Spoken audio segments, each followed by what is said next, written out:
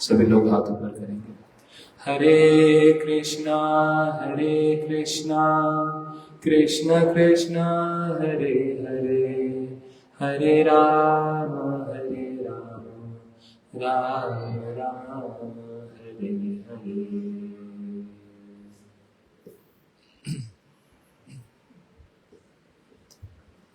एक बार उच्च स्वर में सभी लोग जगन्नाथ जी की जय जयकार करेंगे।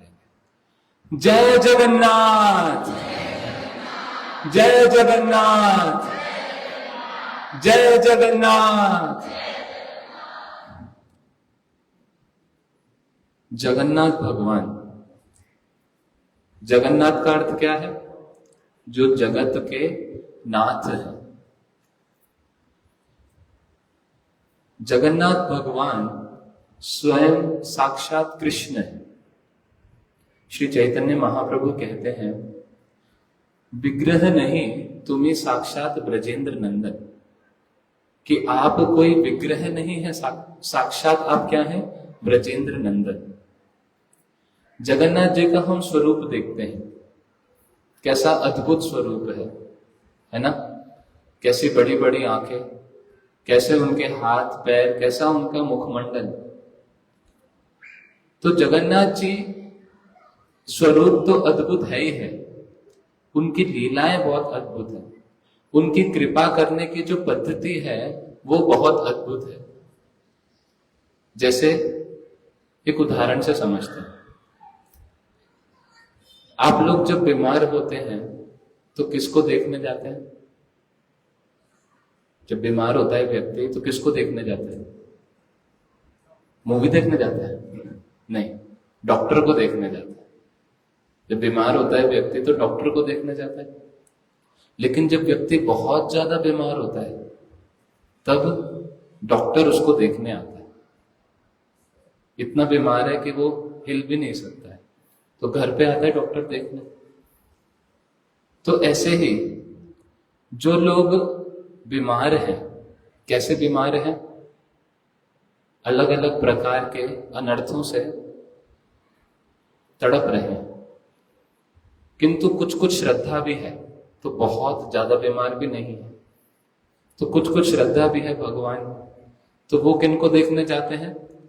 भगवान को देखने जाते हैं मंदिर में। भगवान जो कौन है? सबसे बड़े डॉक्टर। तो वो व्यक्ति जो थोड़ा बीमार है वो कहाँ जाता है? डॉक्टर के पास, भगवान के पास, उनको देखने जिनकी कृपा से मेरे सारे कष्ट दूर हो जाते हैं उनका दर्शन करने से। किंतु जो व्यक्ति बहुत बीमार है, जिसके अंदर कोई श्रद्धा भी नहीं है, भगवान के प्रति कोई श्रद्धा नहीं है, अपने मंगल की कोई चिंता नहीं है, सोच ही नहीं पाता कि मैं कितना बीमार हूं, तो ऐसे व्यक्ति के लिए जगन्नाथ जी जो सबसे बड़े डॉक्टर है वो स्वयं उसके पास आ जाते हैं। कैसे? इस रथ यात्रा के महोत्सव के माध्यम से। उन सारे विश्व भर के लोगों जो अलग अलग प्रकार के अनर्थों से ग्रस्त हैं, जिनकी बीमारी इतनी ज्यादा है कि वो भगवान का दर्शन करने के लिए मंदिर में भी नहीं जा सकते, उनकी बीमारी को ठीक करने के लिए जगन्नाथ जी कैसे हैं?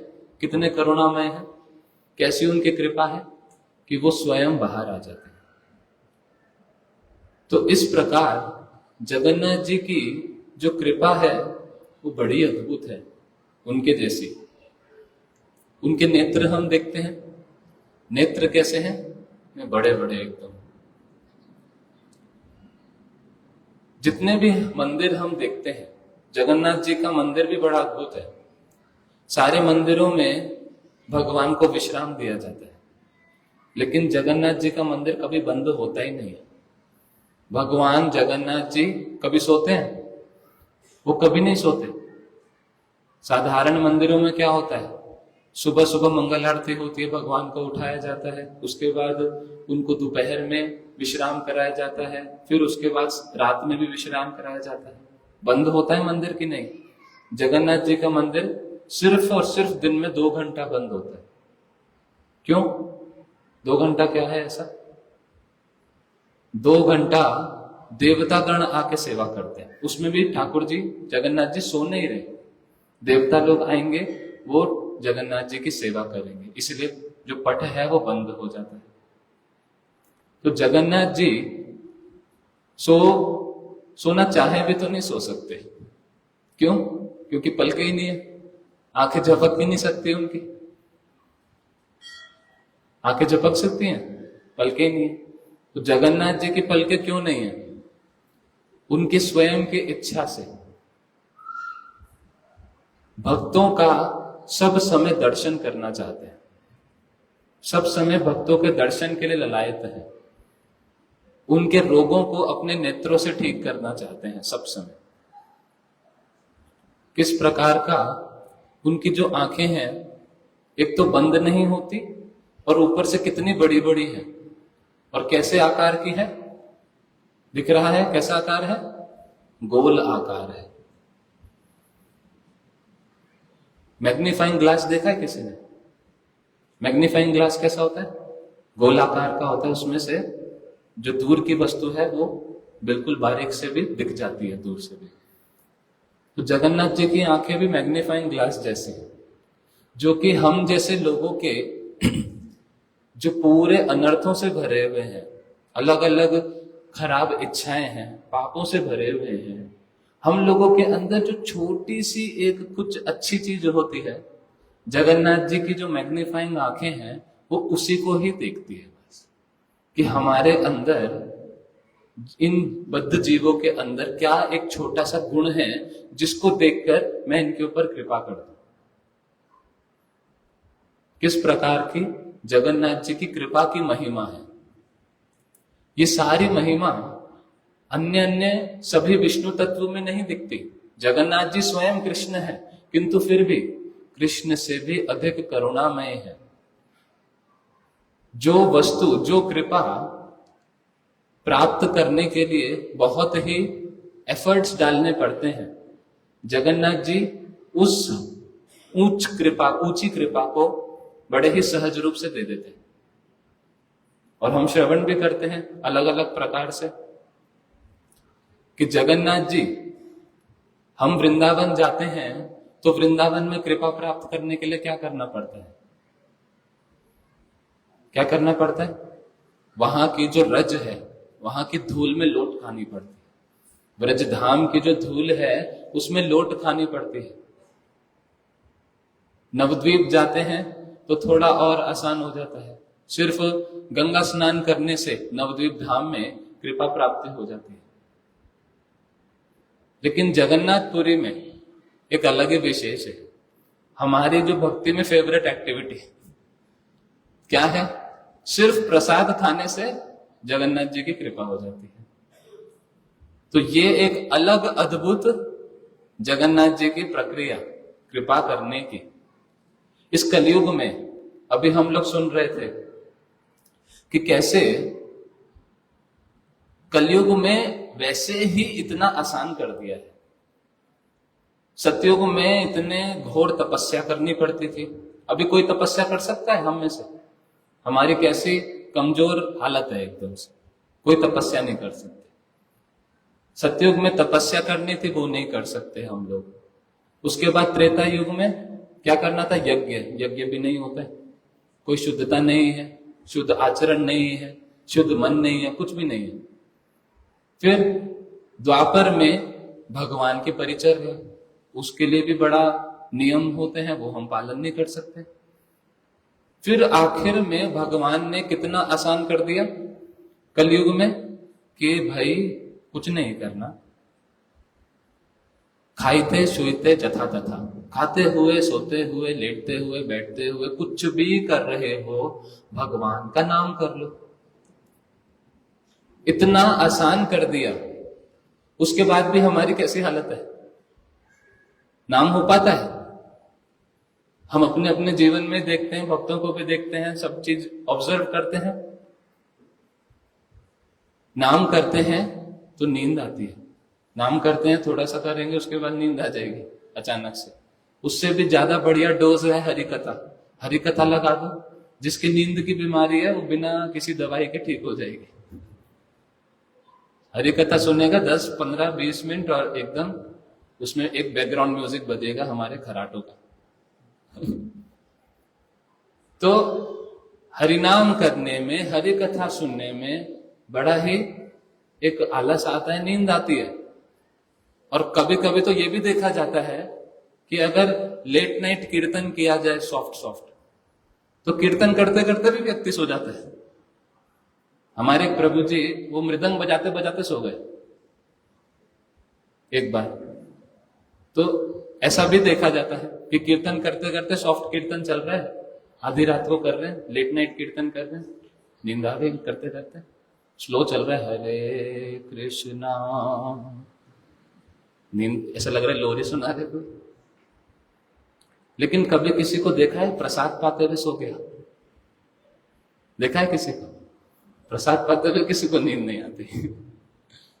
तो जगन्नाथ जी वो देख रहे हैं कि चैतन्य महाप्रभु कलयुग में आकर इतना आसान कर दिया, सारे नियम मिटा दिए, सिर्फ ये महामंत्र का जाप करो, इससे कृपा मिल जाएगी, इससे सिद्धि हो जाएगी। लेकिन ये कलयुग के जीव कैसे, इनसे वो भी नहीं हो रहा। तो मैं क्या करूंगा, मैं इनको प्रसाद से कृपा दूंगा। तो जगन्नाथ जी की कैसी एक महिमा, अद्भुत महिमा, कि उनके महाप्रसाद में, उनके प्रसाद में कैसा बल है। इसी के विषय में गुरु महाराज जी एक बड़ी सुंदर कथा बताते हैं। क्योंकि जब तक हम जगन्नाथ जी के विषय में नहीं समझेंगे, तो उनकी जो ये सारी लीलाएं हैं, जैसे ये रथ यात्रा लीला हुई, अलग अलग प्रकार की बहुत गूढ़ रहस्य वाली लीलाएं हैं, उसके लिए जगन्नाथ जी का वैशिष्ट्य, उनका जो गुणावली है, उनको श्रवण करना बड़ा आवश्यक है कि किस प्रकार जगन्नाथ जी कैसे कृपाशील हैं, कैसी कृपा करते हैं। जगन्नाथ जी के प्रकट होने के कई सारे कारण हैं। उसमें से एक कारण हमारे महादेव जी भी बने। एक बार नारद मुनि 14 लोकों में भ्रमण कर रहे हैं और लक्ष्मी देवी के पास जाकर बहुत अच्छे से सेवा कर रहे हैं, लक्ष्मी देवी को प्रणाम कर रहे हैं, लक्ष्मी देवी जी को हाथ जोड़ रहे हैं, उनको फूल चढ़ा रहे हैं। लक्ष्मी देवी देख रही हैं कि नारद मुनि को क्या हो गया है, तो उनसे क्या पूछती है कि तुम्हें कुछ चाहिए क्या, आपको कुछ चाहिए नारद मुनि? तो नारद मुनि कहते हैं हाँ, तभी तो कर रहा हूं, क्या चाहिए? मेरे को नारायण जी का प्रसाद चाहिए।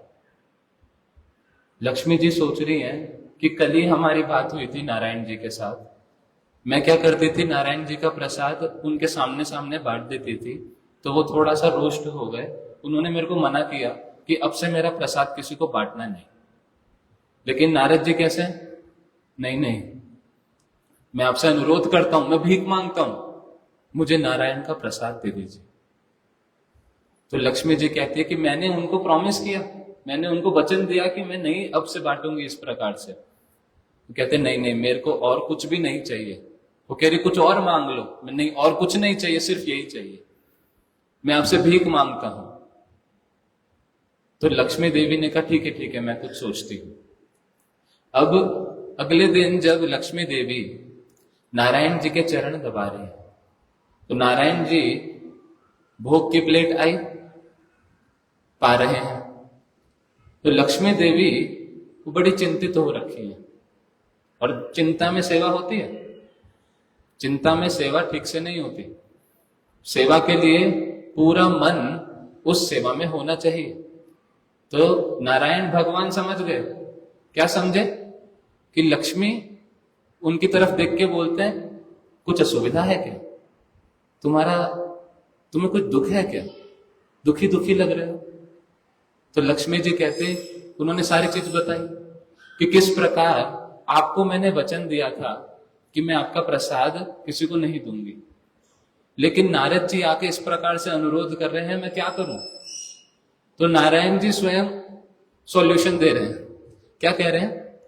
वो कह रहे हैं कि ठीक है, नारद को प्रसाद चाहिए, लेकिन मैंने वचन भी लिया है कि मेरे सामने तुम प्रसाद नहीं लो बांटोगे, तो तुम क्या करना, मैं जब इधर उधर देख रहा हूंगा ना, तब तुम प्रसाद की प्लेट निकाल लेना चुपके से। तो लक्ष्मी देवी ने गरुड़ जी के साथ प्लान बनाया कि गरुड़ जी आप नारायण को पुकारना, वो आपकी तरफ देखेंगे और फिर मैं छिपा लूंगी प्लेट। तो गरुड़ जी ने नारायण जी को पुकारा, उन्होंने जैसे ही उनकी तरफ देखा, यहां से लक्ष्मी देवी ने प्लेट हटा दी और वो प्लेट दे दी किसको? किसको? नारद जी को। नारद जी ने जैसे ही वो प्रसाद की प्लेट खाई, इस प्रकार का विकार प्रेम में उन्माद हो गया, नाचने लगे, रोने लगे, कूदने लगे। और कूद कूद कर, नारद जी का कूदना कैसा है? हमारे जैसा। वो कूदते हैं तो एक ब्रह्मांड से दूसरे ब्रह्मांड में चले जाते हैं। तो कूदते कूदते कैलाश पहुंच गए। कैलाश पहुंच गए। अब नारद जी और शिव जी की बड़ी गहरी दोस्ती है। जब शिव जी ने देखा, महादेव ने देखा, ये नारद ऐसे कैसे झूम उठ रहे हैं, क्या हो गया? तो जाके उनसे पूछते हैं कि क्या हुआ भाई, ऐसे क्यों नाच रहे हो, इतने खुश क्यों लग रहे हो? नारद जी ने क्या बोला? आज तो पूरी प्रसादम की प्लेट मिली है मेरे को, पूरी प्रसादम की प्लेट नारायण की मैंने प्रसाद को पाया है, और मैं क्या बताऊं, क्या मेरे हृदय में आनंद हो रहा है, कैसे प्रेम के उन्माद हो रहे हैं। अब महादेव जी सुन के थोड़े से रुष्ट हो गए। नारद, हम तो दोस्त हैं, हम तो मित्र हैं, हम साथ में भजन करते हैं, साथ में कीर्तन करते हैं, साथ में नृत्य करते हैं, और प्रसाद तुम अकेले अकेले खा गए, मेरे लिए नहीं रखा? नहीं, मेरे तो ध्यान ही नहीं आया आपके बारे में, मैं तो पूरा खा गया। तो अच्छा, और चिढ़ गए, थोड़े से गुस्सा हो गए। कह रहे एक बार अपने हाथ में देखो, कहीं चिपका होगा प्रसाद। तो नारद जी कह रहे नहीं नहीं, मैं खा के हाथ धोता हूं। हाथ धो लिए मैंने। तो अब शिव जी क्या कह रहे हैं? अरे देखो, अपनी उंगलियों में देखो, कुछ चिपका होगा कहीं। तो नारद जी कह रहे नहीं, उंगली में भी कुछ भी नहीं है। शिव जी कह रहे कि नाखूनों में देखो, कहीं तो कुछ तो चिपका होगा। तो किसी एक उंगली के एक नाखून के एक कोने में एक छोटा सा चावल का टुकड़ा, अन्न का टुकड़ा रखा हुआ था। नारद जी कहते हैं हाँ, मिल गया मिल गया। उसको अच्छे से निकाल के शिव जी को देते हैं। कह रहे इतना ही है। शिव जी कहते हैं इतना ही चाहिए, दे दो। तो जैसे ही वो छोटा सा एक टुकड़ा प्रसाद का जब उन्होंने पान किया, उसको खाया, शिव जी की कैसी हालत हो गई। उनके अंदर भी ऐसे प्रेम के विकार उत्पन्न हो गए कि अपने को वो रख नहीं पा रहे।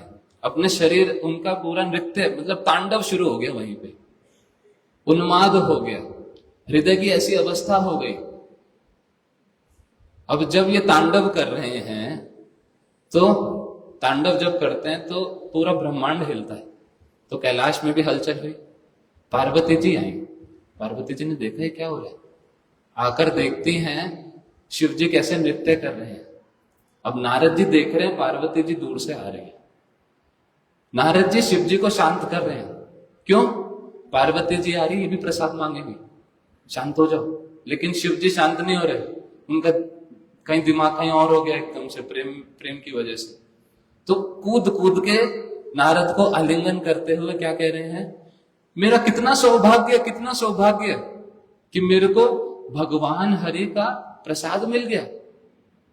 अब नारद जी ने पकड़ा माथा।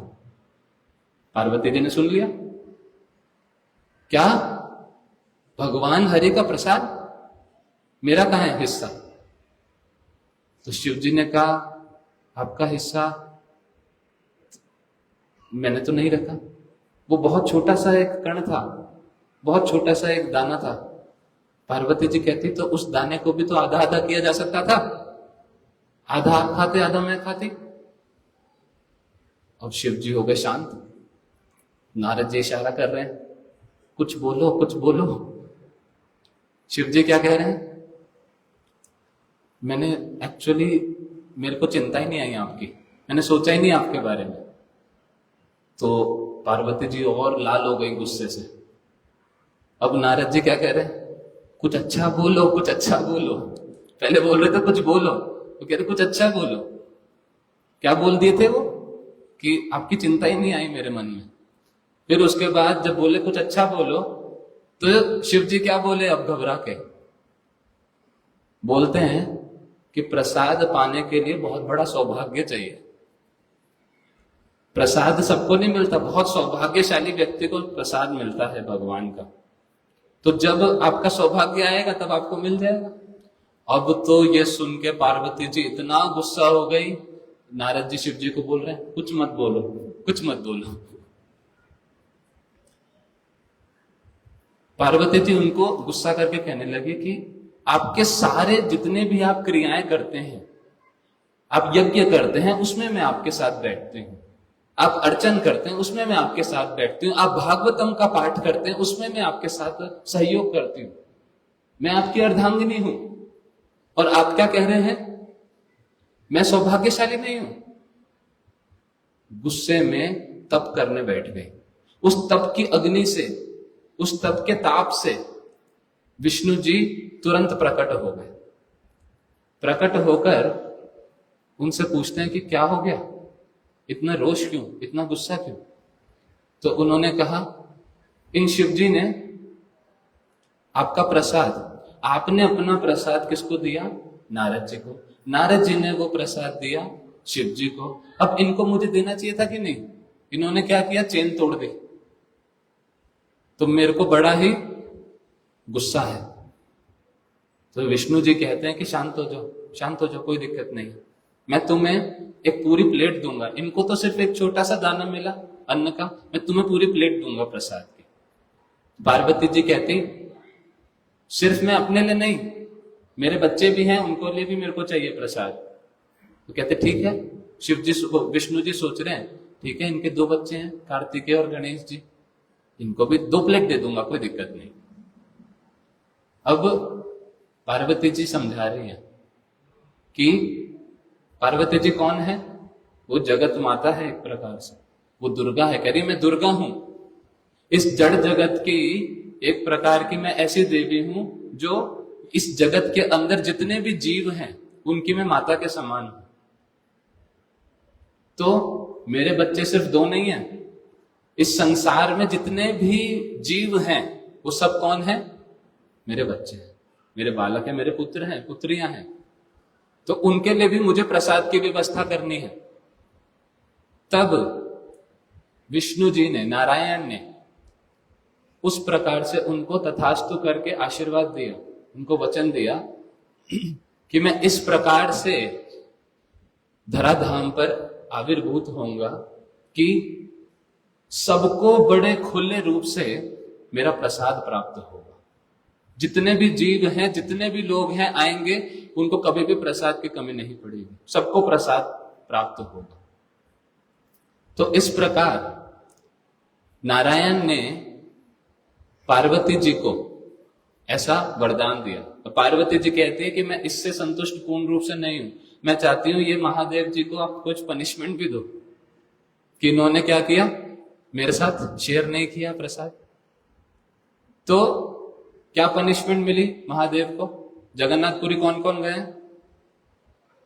ज्यादा लोग नहीं गए।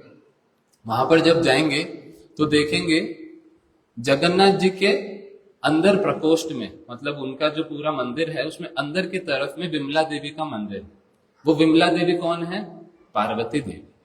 तो जगन्नाथ जी का जो भी प्रसाद है वो सबसे पहले किसके पास आता है?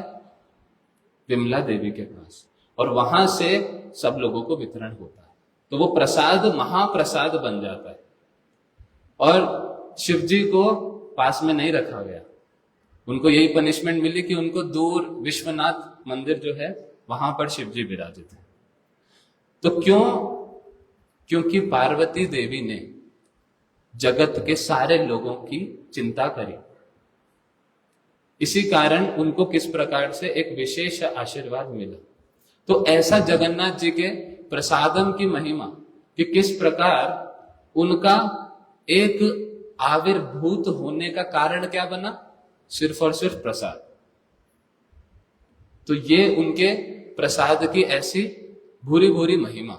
और उनके प्रसाद के विषय में क्या कहा जाता है कि कोई व्यक्ति अगर देख रहा है कि जगन्नाथ जी का प्रसाद एक कुत्ता खा रहा है और उस व्यक्ति को जगन्नाथ जी का प्रसाद मिला नहीं, तो वो क्या करेगा?